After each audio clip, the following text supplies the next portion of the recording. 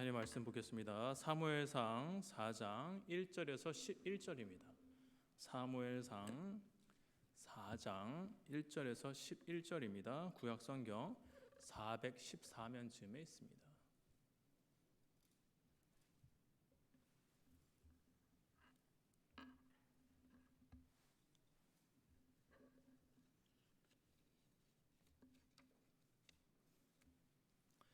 제가 읽도록 하겠습니다. 이스라엘은 나가서 블레셋 사람들과 싸우려고 에베네셀 곁에 진치고 블레셋 사람들은 아벡에 진쳤더니 블레셋 사람들이 이스라엘에 대하여 전열을 벌이니라. 그 둘이 싸우다가 이스라엘이 블레셋 사람들 앞에서 패하여 그들에게 전쟁에서 죽임을 당한 군사가 4,000명 가량이라. 백성이 진영으로 돌아오매 이스라엘 장로들이 이르되 여호와께서 어찌하여 우리에게 오늘 블레셋 사람 앞에 패하게 하셨는고 여호와의 언약궤를 실로에서 우리에게로 가져다가 우리 중에 있게 하여 그것으로 우리를 우리 원수들의 손에서 구원하게 하자니 이에 백성이 실로의 사람을 보내어 그룹 사이에 계신 만군의 여호와의 언약궤를 거기서 가져왔고 엘리의 두 아들 홈니와 비느하스는 하나님의 언약궤와 함께 거기에 있었더라. 여호와의 언약궤가 진영에 들어온 때에 온 이스라엘이 큰 소리로 외치매 땅이 울린지라.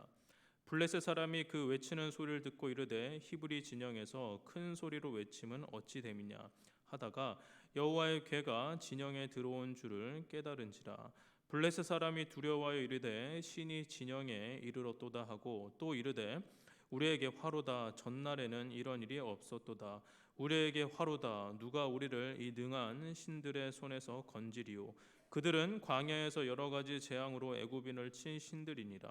너희 블레셋 사람들아 강하게 되며 대장부가 되라. 너희 히브리 사람의 종이 되기를 그들이 너희의 종이 되었던 것 같이 되지 말고 대장부같이 되어 싸우라 하고 블레셋 사람들이 쳤더니 이스라엘이 패하여 각기 장막으로 도망하였고 살육이 심히 커서 이스라엘 보병에 엎드러진 자가 3만 명이었으며 하나님의 궤는 빼앗겼고 엘리의 두 아들 홈니와 비느하스는 죽임을 당하였더라. 아멘. 저는 설교가 잘 안 쓰여지면 아내에게 종종 물어보는 편입니다. 오늘 설교를 준비할 때도 뭔가 잘 진행이 안 돼서 아내에게 이렇게 물어보았습니다. 당신은 하나님을 이용해 본 적이 있어? 아내는 제 질문에 당혹스러워 했습니다.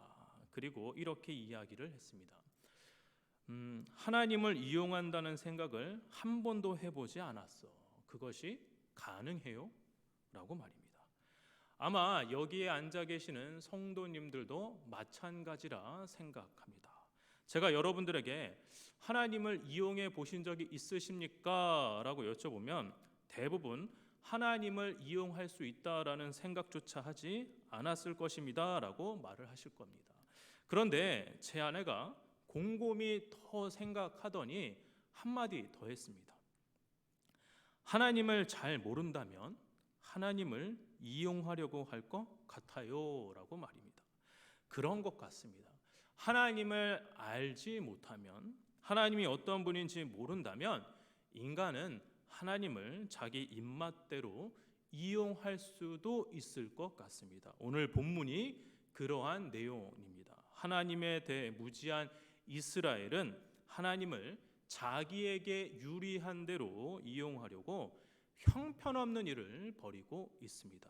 오늘 본문에서 이스라엘은 블레셋과 두 번의 전쟁을 벌입니다. 1절을 보시면 이스라엘은 에베네셀에, 블레셋은 아벡에 진을 치고 있습니다. 그런데 이 전쟁이 구체적으로 어떻게 진행이 되었는지 성경은 설명하지 않고 2절에 결과만을 이야기하는데 이스라엘이 블레셋 사람들 앞에서 패하여서 4,000명이 죽임을 당했다고 언급만 하고 있습니다.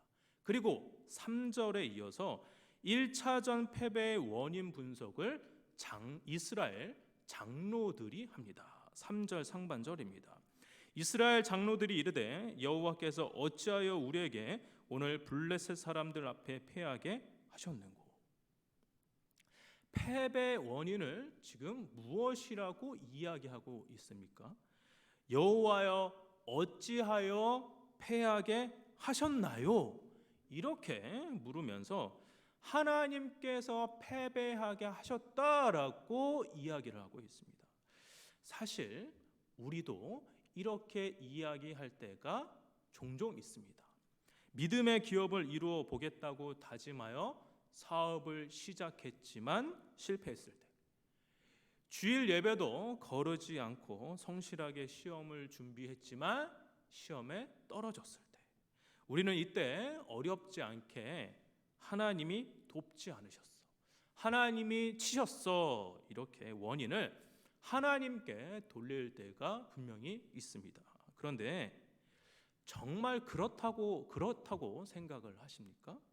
정말 그렇다고 확신하실 수 있으십니까?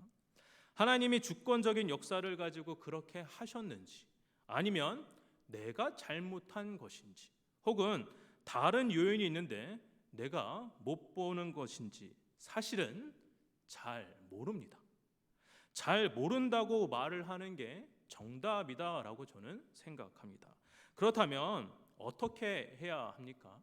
잘 모르니까 그냥 아무렇게나 해석을 해도 좋을까요? 저는 이때 잠시 멈춰야 한다라고 생각합니다. 우리의 판단을 내려놓고 이렇게 해야 한다라고 생각을 합니다. 여호수아 7장 7절입니다. 같이 한번 읽어보실까요? 시작. 슬프도소이다 주 여호와여 어찌하여 이 백성이 인도하여 요단을 건너게 하시고 우리를 아모리 사람의 손에 넘겨 멸망시키려 하셨나이까. 우리가 요단 저쪽을 만족하게 여겨 거주하였더라면 좋을 뻔하였나이다. 지금 사무엘상을 설교하다가 갑자기 여호수아로 넘어가고 있습니다. 조금 전에 읽은 여호수아 7장 7절을 보면 이스라엘은 가나안 정복 전쟁 중 아이성 전투에서 이미 전쟁에서 패배한 경험이 있습니다. 그때도 전쟁에 패배한 후에 왜 졌을까라고 분석을 합니다. 그들도 하나님이 치신 것으로 이해하고 있습니다. 패배 원인 분석이 오늘 본문의 내용과 맥락상 같습니다만 오늘 본문과 결정적인 차이가 한 가지 있습니다. 여호수아 7장 6절과 9절입니다. 우선 6절부터 보도록 하겠습니다. 같이 한번 읽어보실까요? 시작. 여호수아가 옷을 찢고 이스라엘 장로들과 함께 여호와의 궤 앞에서 땅에 엎드려 머리에 티끌을 뒤집어 쓰고 저물도록 있다. 이 여호수아와 그 시대 장로들은 하나님의 뜻을 알기 위해 하나님 앞으로 나아갑니다. 옷을 찢고 여호와의 궤 앞에 엎드려 머리에 티끌을 뒤집어 쓴 겸손한 모습을 보이는 것이죠. 자, 9절입니다. 9절 노란색 부분만 한번 읽어보실까요? 시작. 주의 크신 이름을 위하여 어떻게 하시려 하나이까 하니. 주님 어떻게 하시겠습니까? 우리를 어떻게 하시겠습니까? 라고 지금 기도하는 모습을 보이고 있습니다. 저는 이것이 결정적인 차이다라고 생각을 합니다. 저는 이 부분이 굉장히 중요하다라고 생각을 하는데요. 하나님의 인도하심과 보호하심을 간절하게 믿는 자들은 이 실패와 좌절을 쉽게 받아들이기 어려워합니다. 그래서 하나님 탓으로 돌릴 때가 분명히 있는 것 같습니다. 그런데 조금 전에 말씀드렸지만 이 기대한 것과 다른 결과가 나에게 왜 주어지는지 아무리 이렇게 저렇게 생각해도 사실은 정말 잘 모릅니다. 내 머리로 분석과 평가를 한다고 하더라도 명확한 답이 나오지가 않습니다. 그러면 어떻게 해야 할까요? 그저 모른 채 있어야 합니까? 아닙니다. 정말 알고 싶다면 우리는 하나님 앞에 기도해야 합니다. 생각을 멈추고 판단을 중지하고 하나님께 머리 숙여 하나님께 물어야 합니다. 그리고 그 뜻을 우리에게 알리시기까지 겸손한 자세로 나아가야 합니다. 저는 이렇게 하는 게 정답이다라고 생각을 합니다. 그런데 지금 블레셋과의 전쟁을 치른 이스라엘 백성들은 이 과정이 없습니다. 이 기도의 과정이 없는 것입니다. 이런 자세와 과정이 없다 보니 너무나도 성급하게 그리고 너무나도 인간적인 대책을 마련합니다. 3절 중반절입니다. 노란색 부분 같이 한번 읽어보실까요? 시작. 여호와의 언약궤를 실로에서 우리에게로 가져다가 우리 중에 있게 하여 그것으로 우리를 우리 원수들의 손에서 구원하게 하자니. 이 전쟁의 패배 원인이 하나님에게 있다고 판단한 이스라엘 장로들이 이 2차전을 무조건 승리하기 위해 특단의 대책을 마련을 하는데 그것이 바로 여호와의 언약궤를 가져오자라는 것입니다. 화면을 보시면 지금 언약궤는 지금 우상단의 작은 글씨로 실로라고 보이실까요? 네, 지금 저기 실로에 있습니다. 지금 이스라엘 진영은 이 왼쪽 맨 위에 보면 에베네셀에 지금 진을 치고 있고 블레셋은 그 밑에 아벡에 진을 치고 있습니다. 그런데 이 지금 실로에 있는 언약궤를 왜 가져오자고 하는 것일까요? 무릎을 꿇고 엎드려 이 언약궤 앞에 기도하겠다라는 것입니까? 그들에게는 그러한 생각이 전혀 없습니다. 그들이 원하는 것은 언약궤를 빌려서 자신들이 승리하기만을 바란 것입니다. 언약궤를 가져오기만 하면 자동적으로 승리할 것이다 라고 생각을 한 것이죠. 그러면 그들이 이용하려고 했던 언약궤가 무엇인지 잠시 살펴보도록 하겠습니다. 언약궤의 길이는 113cm이고 높이와 폭이 각각 68cm인 단순 모양의 상자입니다. 이스라엘이 40년 광야 생활을 시작하던 초기에 만들어졌고 그들이 예배의 중심적인 역할을 했습니다. 나무로 만든 후 그 위에 금을 입혔는데 단단한 금 덮개를 속죄소라고 불렀습니다. 속죄소 양 끝에 이 천사 같은 모양이 있죠. 이 천사 같은 형상을 한 두 그룹이 서서 속죄소 중앙을 감싸고 있습니다. 언약궤 안에는 모세가 시내산에서 하나님께로부터 받았던 두 돌판과 광야 생활을 하는 동안 주된 양식이었던 만나를 담은 항아리 그리고 아론의 쌍난 지팡이가 들어 있습니다. 이 물건들은 하나님이 이스라엘 가운데에서 일하고 계심을 끊임없이 생각나게 해주는 증거물인 것입니다. 그래서 이스라엘 백성들은 언약궤를 보면서 하나님이 어떠한 분인지 알게 되는 것이죠. 아주 훌륭한 시청각 교육 교재가 언약궤였던 것입니다. 언약궤를 보면 하나님이 어떤 분인지 자동적으로 연상시킬 수 있었던 것입니다. 따라서 지금 이스라엘 장로들이 생각하는 것처럼 언약궤를 어떤 마술적인 힘을 지닌 신령한 물건으로 대해서는 안 됩니다. 자기 마음대로 그 능력을 설정하고 자기가 원하는 대로 이용하는 것은 언약궤를 미신의 대상으로 이용하고 있는 것입니다. 하나님도 그리고 이스라엘의 어떤 지도자, 어떤 누구도 언약궤가 능력의 근원이므로 그것을 숭배해야 한다라고 가르치지 않았습니다. 그런데 블레셋과의 전쟁에 패배한 이스라엘 지도자들은 영적으로 퇴보하여 언약궤를 한낱 조잡한 미신의 대상으로 여기면서 의지했던 것이죠. 하나님을 자기 마음대로 이용하려고 하는 이들에게 하나님께서는 즉각 날벼락을 내려도 되시지만 하나님은 침묵하십니다. 아무 말씀도 하지 않으십니다. 그냥 그들이 뭘 하려고 하는지 내버려 두시는 것 같습니다. 4절입니다. 한번 읽어보실까요? 시작.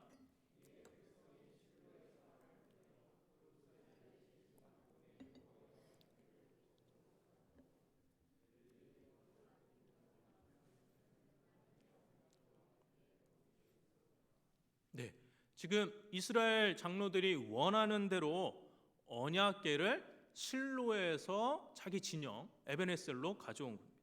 그리고 언약궤가 자신들의 진영으로 들어오는 것을 봤을 때 그들은 이렇게 반응을 합니다. 5절과 6절입니다. 저 노란색 부분만 제가 읽겠습니다. 큰 소리로 외치매. 언약궤가 들어왔을 때 땅이 울릴 정도로 큰 소리로 외쳤다라고 성경은 설명을 합니다. 사실 이스라엘 백성들은 과거에 적 앞에서 큰 소리로 외쳐서 전쟁에 승리했던 경험이 있었습니다. 여호수아 6장 5절입니다. 6장 5절 같이 한번 읽어보실까요? 시작. 제사장들이 양각 나팔을 길게 불어 그 나팔 소리가 너희에게 들릴 때에는 백성은 다 큰 소리로 외쳐 부를 것이라. 그리하면 그 성벽이 무너져 내리리니 백성은 각기 앞으로 올라갈지니라 하시매. 여리고성을 무너뜨릴 때 큰 소리로 외쳐 여리고성을 무너뜨렸습니다. 그래서 이번에도 똑같이 한다면, 똑같이 큰 소리를 외친다면 동일한 승리를 거둘 수 있을 것이다 라는 기대감이 그들에게 있었는지 모르겠습니다. 아무튼 지금 이스라엘 백성들은 언약궤가 오자 사기가 하늘을 찌를 듯하여 이미 전쟁에서 승리한 것 같은 기분이 드는 것 같습니다.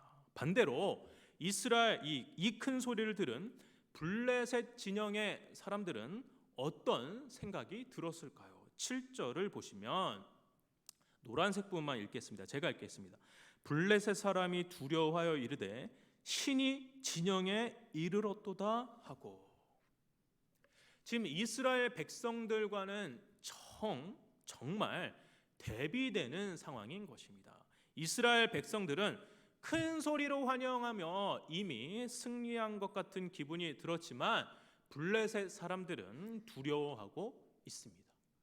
언약궤가 온 것이 그들에게는 화라고 말을 합니다. 그런데 지금 블레셋에 굉장히 불리한 상황처럼 그런 분위기가 조성이 됐는데 9절에서 상황이 묘하게 진행이 됩니다. 9절 한번 보실까요? 같이 한번 읽어보겠습니다. 시작. 너희 블레셋 사람들아 강하게 되며 대장부가 되라. 너희가 히브리 사람의 종이 되기를 그들이 너희의 종이 되었던 것 같이 되지 말고 대장부같이 되어 싸우라 하고. 대장부가 되라, 대장부같이 되어 싸우라라는 단어를 직역하면은 남자들이 되자라는 의미입니다. 남자들이 되자.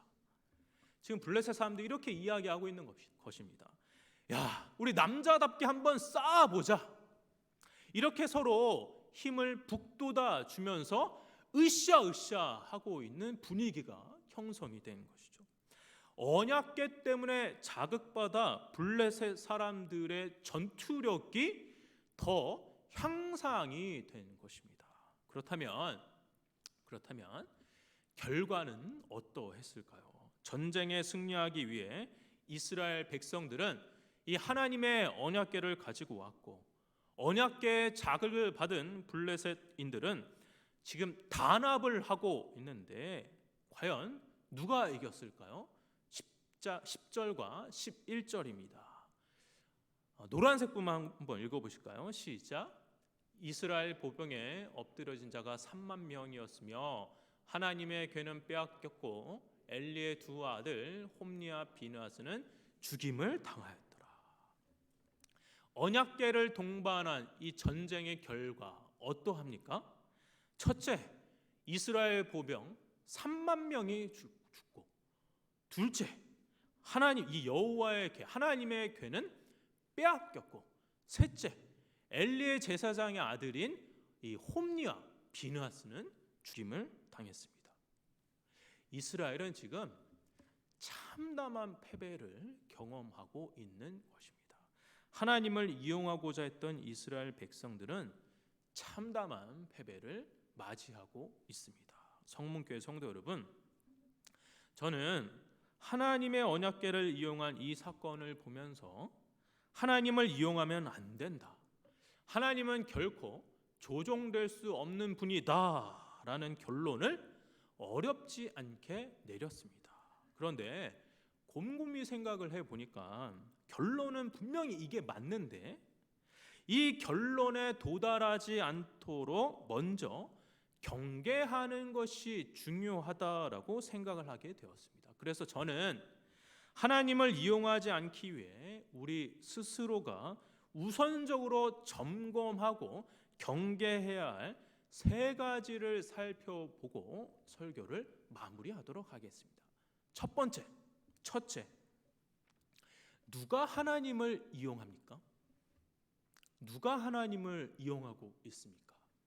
오늘 본문에서 누가 하나님을 이용합니까? 네, 종교 지도자들인 이스라엘 장로들입니다. 그들이 여호와의 언약궤를 가져오라고 주도하고 있는 것이죠. 하나님을 모르는 자들이 아닌 하나님을 안다는 이들이 적극적으로 하나님을 이용하는 데 있어서 앞장섰던 것입니다. 이상하지 않습니까? 하나님을 모르는 사람들이 하나님을 이용하지 않습니다. 하나님을 전혀 모르는 사람들은 하나님을 생각조차 하지 않습니다. 하나님에게 관심이 1도 없습니다. 하나님을 알지만 하나님을 바르게 섬기지 않는 사람들이 하나님과 사람을 이용해 버립니다. 하나님을 바르게 아는 사람의 특징은 하나님께 기도하는 사람이다라고 저는 생각합니다. 내 생각과 내 계획과 내 판단과 다른 결과가 주어졌을 때 하나님 탓, 남 탓, 환경 탓이 아니라 하나님께 기도하는, 기도의 자리로 발걸음을 내딛는 사람들이 하나님을 아는 지혜로운 사람들이다라고 생각합니다. 그렇기에 누구든지 기도하지 않으면 내 생각이 내 주인이 되어 그것을 이루기 위해 하나님을 이용하는 우매한 일을 저지를 가능성이 매우 큽니다. 따라서 저와 여러분이 힘써서 이용해야 할 것은 하나님을 우리가 이용하는 것이 아니라 기도를 이용하시기 바랍니다. 그리하여 하나님이 기도하는 저와 여러분을 사용하시는, 쓰임받는 저와 여러분 되시기를 소원합니다. 두 번째입니다. 어느 상황에서 하나님을 이용하고자 했습니까? 어느 상황에서 하나님을 이용하고자 합니까? 전쟁에 패배한 이스라엘 백성들이 가장 원했던 것은 바로 승리입니다. 승리밖에 보이지 않는 상황에서 여호와의 언약궤라고 한다면 그들의 필요를 만족시켜 줄 수 있을 것이다 라고 생각을 했던 것이죠. 사실 내가 가장 원하는 것이 있을 때, 내가 정말 원하는 것이 있을 때 그때 조심해야 합니다. 나의 소원에 너무 몰입되어 있으면 그것이 이 세상에서 가장 중요하고 소중하고 없어서는 안 될 것으로 우리는 여기게 됩니다. 그런데 이 세상에서 가장 중요하고 소중하고 없어서는 안 될 것은 나의 소원, 나의 필요, 내 요구사항이 아니죠. 그렇다고 한다면 뭐가 이 세상에서 가장 중요합니까? 여러분이 생각하는, 여러분 마음속에 생각하는, 여러분 인생에서, 여러분 삶 속에서 가장 중요한 것이 무엇입니까? 바로 하나님입니다. 하나님이 제일 중요합니다. 하나님보다 더 큰 것은 없습니다. 여러분에게 가장 필요한 그 무엇이 있다고 하더라도 그것을 하나님보다 더 크게 여기지 마십시오. 하나님이 제일 크고 제일 중요하다고 우리가 고백한다면 우리는 일평생 하나님이 어떠한 분인지 알고자 노력해야 합니다. 여러분이 하나님이 중요하다고 생각하신다고 하신다면 일평생 하나님을 알고자 노력하셔야 합니다. 그래서 하나님을 어떻게 섬기는 것이 바른 섬김인지, 하나님이 기뻐하시는 일이 무엇인지, 하나님께 나의 삶을 드리기 위해서 어떠한 삶을 살아야 하는지, 그러한 것을 어디에서 알 수가 있습니까, 여러분? 그러한 것을 배울 수 있는 가장 안전한 장소가 어디입니까?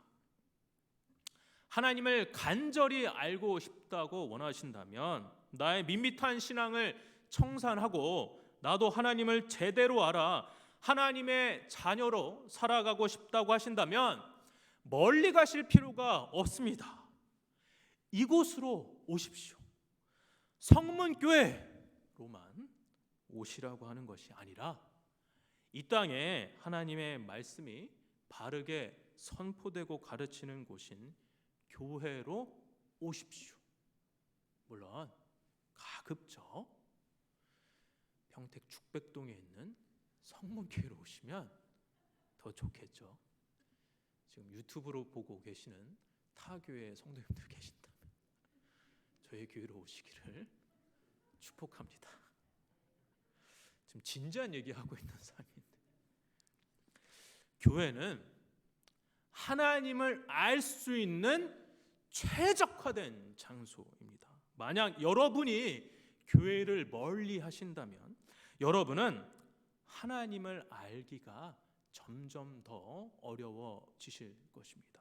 만약 여러분이 교회를 가까이 하지 않으신다고 한다면 하나님을 당연히 잘 모르기 때문에 하면 안 되는 이상한 일조차 서슴없이 하게 될 것입니다. 그러기에 이제 더는 지체하지 말고 교회로 오십시오.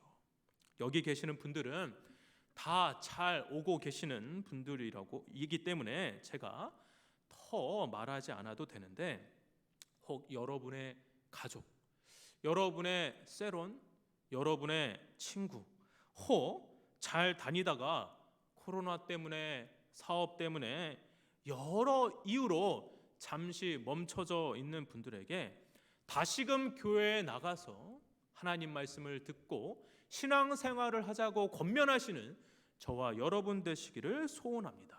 세 번째입니다. 하나님을 이용하면 결과가 어떻게 될까요? 하나님을 이용하면 어떻게 됩니까? 하나님은 사람에게, 인간에게 이용되는 신이 아닙니다. 하나님은 인간 마음의 중심을 아시고 그의 합당한 반응을 적극적으로 하시는 분입니다. 하나님이 침묵하셨다고 해서 그것을 허락하고 허용하신 것이 아닙니다. 만약 우리가 하나님을 이용하고자 한다면 우리의 계획과 기대를 맞추어 하나님을 사용하려고 한다면, 조금 무서운 말일 수도 있는데요, 하나님은 여지없이 그 기대를 무너뜨리실 것입니다. 그렇게 하시는 이유는 우리에게 위협하고 겁을 주기 위해서가 아니라, 그렇게 하시는 이유는 하나님께서 우리 하나님이 되시기를 원하시기 때문입니다. 하나님을 하나님 되시도록 하기 위해 우리는 어떻게 해야 합니까? 하나님은 하나님 그 자체만으로도 영광과 경배와 존귀함을 받으시기에 합당하신 분이기 때문에 우리가 하나님을 최고로 영광스럽게 해드리는 일은 바로 하나님을 예배하는 일입니다. 여러분이 예배하고 있는 이것이 하나님을 최고로 영광스럽게 하는 일입니다.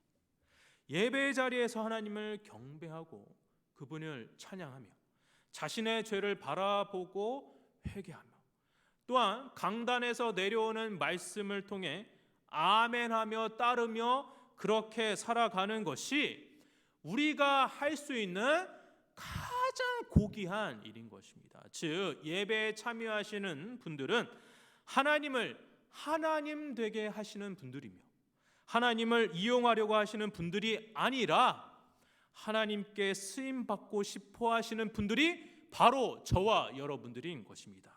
말씀을 정리하겠습니다. 이스라엘 장로들은 자신들의 목적을 위해 언약궤를 미신의 도구로 여겨 이용하려고 하였습니다. 하나님은 그들의 사악한 계획을 무너뜨리셨습니다. 하나님을 이용하는 것을 하나님은 당연히 기뻐하지 않으셨습니다. 인간은 하나님을 이용할 수가 없습니다. 이거는 말이 안 되는 이야기예요. 인간은 하나님을 경배하고 찬양하는 것이 그 존재의 목적입니다. 그렇기에 하나님을 하나님 되게 하기 위해 우리는 우리가 할 수 있는 가장 존귀한 일인 예배를 통해 하나님을 기뻐 경배해야 합니다. 그렇게 하나님을 경배하는 자를 하나님은 사용하십니다. 인간이 하나님을 이용하는 것이 아니라 하나님이 인간을 택하셔서 사용하시는 것입니다. 하나님이 우리를 사용하시는 삶을 살도록 하나님께 쓰임받는 존귀한 삶이 되도록 하나님을 경배하고 예배하는 저와 여러분이 되시기를 주의 이름으로 축원합니다.